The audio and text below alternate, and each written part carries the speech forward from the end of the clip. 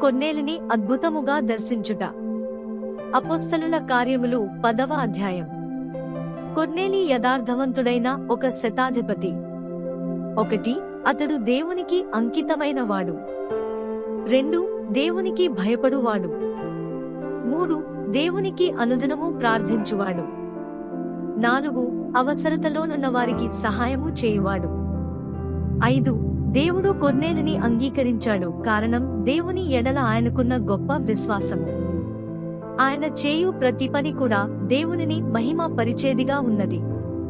కావున దేవుడు ఆయన క్రియలను మెచ్చి తన దూత ద్వారా ప్రత్యక్షపరచుకునెను.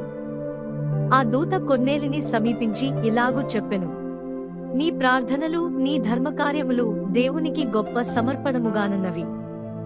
నిజముగా ఎంత గొప్ప ఆశీర్వాదము! దేవుడు కొర్నేలిని ఉన్నత స్థానమునకు తీసుకుని వెళ్ళినట్లు ఆయన మరియు ఆయన కుటుంబము పాపము మరియు మరణం నుండి రక్షించబడినట్లు యేసుక్రీస్తును గూర్చిన సత్యమును పేతురు ద్వారా బోధించెను. పేతురు దర్శనము చూచుట. మరియొక వైపు కొర్నేలి ఇంటిలో పరిచర్య చేయునట్లు ప్రభువు పేతురును ఎలాగూ సిద్ధపరిచెనో గమనించుడి. అన్యులను గూర్చి పేతురుకు భిన్నమైన అభిప్రాయములు కలిగియున్నాడు. కావున దేవుడు అతని యొక్క ఆలోచనలను మార్చి అందరినీ ప్రేమించినట్లు అతనిని దర్శించెను. కొర్నేలి మరియు అతని ఇంటి ప్రజలు ప్రభువు కొరకు ఎదురుచూచినప్పుడు దేవుడు తన సేవకుడైన పేతురుని వారి వద్దకు నడిపించెను. దేవుని యొక్క తాకుదల మరియు ఆయన వాక్యం కొరకు ఎదురుచూస్తున్న వారిని తన సేవకుని ద్వారా దర్శించెను. పేతురు తన ఇంటి మేడగది మీద ప్రార్థించుచుండగా ఆకలిగొని ఉండెను. అప్పుడు ఇంటివారు ఆహారమును సిద్ధపరచుచుండిరి. అప్పుడు పేతురు మధ్యాహ్నకాల సమయంలో ఒక దర్శనమును చూచెను. అది ఆకాశము తెరవబడుటయు ఒక దుప్పటి 4 చెంగులు పట్టుకుని క్రిందికి దించబడెను. దానియందు అన్ని రకములైన చతుష్పాద జంతువులు పక్షులు ఉండెను. అప్పుడు ఒక స్వరము, పేతురు, నీవు లేచి వాటిని చంపుకుని తినమని చెప్పెను. అందుకు పేతురు, ప్రభువా, నేను నిషిద్ధమైనది ఎన్నడూ తినలేదని చెప్పగా ఆ స్వరము, దేవుడు పవిత్రముగా ఎంచిన వాటిని నీవు నిషిద్ధముగా ఎంచవద్దని చెప్పెను. ఈ విధముగా ముమ్మారు జరిగెను. పేతురు కొర్నేలిని దర్శించుట.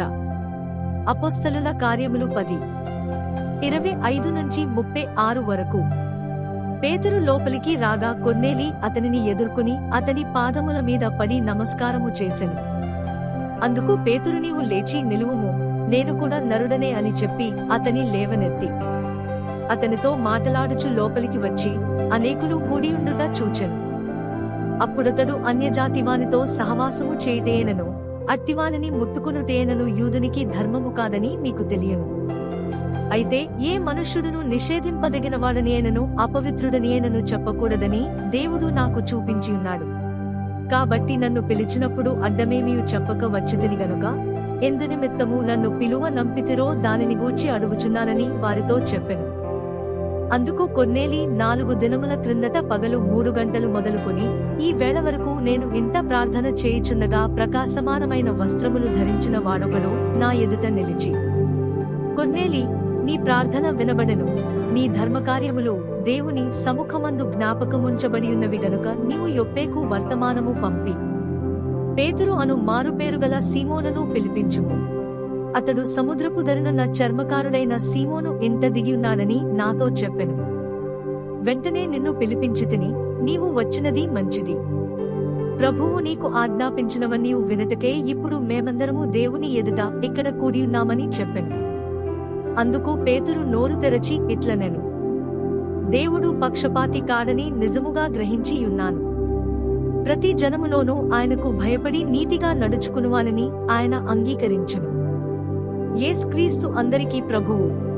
ఆయన ద్వారా దేవుడు సమాధానకరమైన సువార్తను ప్రకటించి ఇశ్రాయేలీయులకు పంపిన వర్తమానము మీరెరుగుదురు.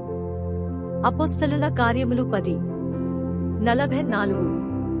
పేతురు ఈ మాటలు ఇంక చెప్పుచుండగా అతని బోధ విన్నవారందరి మీదికి పరిశుద్ధాత్మ దిగెను. పేతురు నిజముగా పరిశుద్ధాత్మ చేత నడిపించబడి ఆత్మ అభిషేకముతో బోధించెను.